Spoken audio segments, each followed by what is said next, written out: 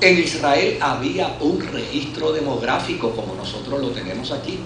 Ese registro demográfico se llamaba la Biblioteca del Sanedrín. Y en esa Biblioteca del Sanedrín tenía que ir todo ciudadano a registrar, a inscribir sus hijos. Y tenía también dentro de ese registro, de esa inscripción, tenía que poner los datos genealógicos que eran sumamente necesarios para vincular a ese niño que nació con la raíz de su tribu, de la tribu de la cual era descendiente. El trabajo es más complicado de lo que a veces pensamos. Por eso la Navidad no se puede despachar con un güiro, aunque a mí me gusta tocarlo. La Navidad no se puede despachar con un lechón asado. La Navidad no se puede despachar con una parranda. La Navidad tiene que ser vista a la luz de las Sagradas Escrituras, porque es mucho más profundo que lo que el jíbaro puede improvisar, con todo y lo que a mí me fascina, la improvisación del jíbaro en el pie forzado. Pero la historia de la Navidad es mucho más profunda que lo que la tradición puede ofrecernos. De hecho, a mí me da la impresión, y usted puede estar en desacuerdo conmigo, pero a mí me da la impresión que la tradición lo que nos ha puesto es alapachar dentro de la historia, de una historia híbrida, de una historia un tanto desconcertante, y de una historia donde se le han hecho adiciones y adiciones y adiciones, y a la larga, hoy en día, usted le pregunta a alguien, ¿qué significa para ti Navidad? Dice, rotoncu, pitorro. Navidad, pasteles. Navidad, arroz con dulce. Navidad, lechón asado. Y desde luego, nada de eso tiene que ver con la Navidad. Navidad es lo que las Sagradas Escrituras nos presentan. Y si alguien quiere celebrar Navidad, indistintamente la tradición de la fe a la que pertenezca, si alguien quiere celebrar Navidad, tiene que venir a las Sagradas Escrituras para conocer el verdadero significado de la Navidad y entonces poder decir, estoy celebrando la Navidad. Ahora, mire qué dato interesante. Cuando estos creyentes, Mateo y Lucas, se dan a la tarea de investigar y se meten allá a la biblioteca del Sanedrín y empiezan a bajar los documentos y empiezan a buscar información, y me imagino que tuvieron que haber interrogado a María y tuvieron que haber interrogado a la familia cercana de Jesús. Cuando ellos empiezan a investigar, ¿sabe qué descubren? Descubren que si es grande el testimonio de la resurrección de Jesucristo, también es milagroso el nacimiento del Salvador. Y esa era una historia que ellos no tenían a la mano.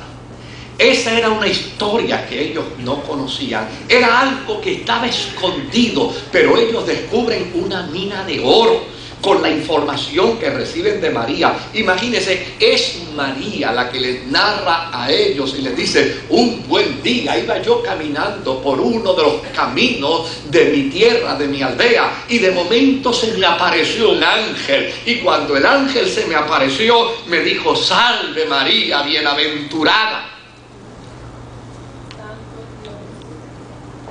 Y me da la noticia de que yo estoy embarazada. Pero no solamente me da la noticia a mí.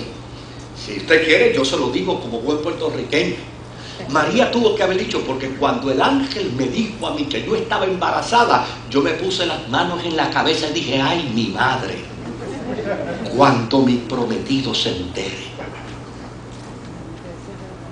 Y el ángel le dijo, no te preocupes, que yo me encargaré del prometido tuyo. Y yo trabajaré con todo este dato. Y entonces, claro, cuando Lucas y Mateo empiezan a trabajar, dicen, esto es milagroso. Lo que ha sucedido es milagroso, porque es un evento de intervención divina. El Espíritu Santo hizo sombra sobre María.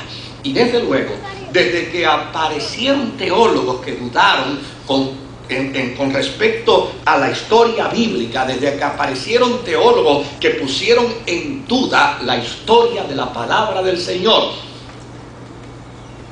Alguna gente ha pensado que es mejor celebrar la Navidad conforme a la tradición y no meterse en las Escrituras, porque a alguna gente le es difícil entender o aceptar que Jesús es el resultado de una intervención del Espíritu Santo sobre el vientre de una mujer. Y a tanta gente le es tan difícil que le es más fácil pensar que Navidad es bombillitas de Navidad, o que Navidad es pasteles y lechón asado, porque tal vez eso se les hace más simple. Pero el testimonio de la Navidad es mucho más profundo. El testimonio de la Navidad es que apareció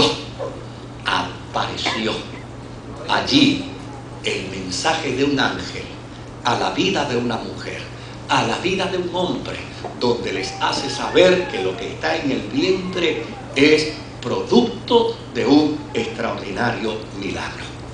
Y desde luego, cuando empieza Lucas, que es un extraordinario historiador, y lo de extraordinario historiador yo no se lo doy por simpatías religiosas. Yo he tenido el privilegio de estar en el aula de profesores de la Universidad de Sevilla y de la Universidad de Puerto Rico a nivel doctoral, que han estado ofreciendo cursos sobre historia. ¿Y sabe qué me ha maravillado? Que ellos mismos dicen que Lucas es un extraordinario historiador. No soy yo, a mí me fascina Lucas, pero es escuchar la opinión del secular que dice Lucas es un extraordinario historiador. ¿Por qué razón? Porque entonces Lucas toma dentro del aparato investigativo y dice, bueno, ok, fantástico, aquí hay una mujer preñada por el Espíritu Santo. Y aquí hay un hombre que está en una ansiedad porque quiere proteger a esa que es su prometida, que ha quedado embarazada.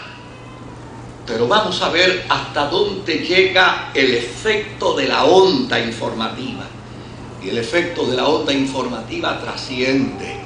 Porque ese mismo ángel que le habló a María le dice, por allá hay una ciudad donde viven los sacerdotes y allí hay una mujer llamada Elizabeth que es tu pariente. Esta mujer también está embarazada, tiene 6 meses de embarazo y en ella también el Espíritu Santo está haciendo un milagro extraordinario, porque la llegada del Mesías ha sido profetizada con alguien que le antecede para abrirle el camino. Y en el Antiguo Testamento no solamente se habló del Mesías, sino que en el Antiguo Testamento también se habló del que sería el segundo Elías, que aparecería para abrir el camino, para abrir la brecha, para decirle al pueblo de Jerusalén, aquí está el Cordero de Dios que quita el pecado del mundo. Y yo quiero que tú sepas, María, que tu prima en aquella ciudad sacerdotal lleva 6 meses de embarazo, también milagrosamente, porque ella era estéril y había pasado el tiempo y la edad de su embarazo, pero Dios ha hecho un milagrote en ella. Ella está embarazada, y si en ti está el Mesías, en ella está el profeta que le abrirá las puertas para que Israel sepa que el Mesías ya llegó. Cuando uno empieza a mirar todo ese dato histórico, que obviamente yo estoy en la introducción, como tantas veces me pasa, y no creo que lo pueda terminar, pero cuando uno empieza a ver todo ese dato histórico, entonces uno empieza a maravillarse de las Sagradas Escrituras y empieza a maravillarse de la historia del que nació en Belén. Y yo no estoy diciendo que no ponga bombillas, y yo no estoy diciendo que no se come el lechón asado, y yo no estoy diciendo que disfrute la música típica, la música campesina y la música que adora a Dios a través de la expresión folclórica. Yo no estoy diciendo eso. Lo que yo estoy diciendo es que aprendamos a conocer el verdadero sentido de la Navidad.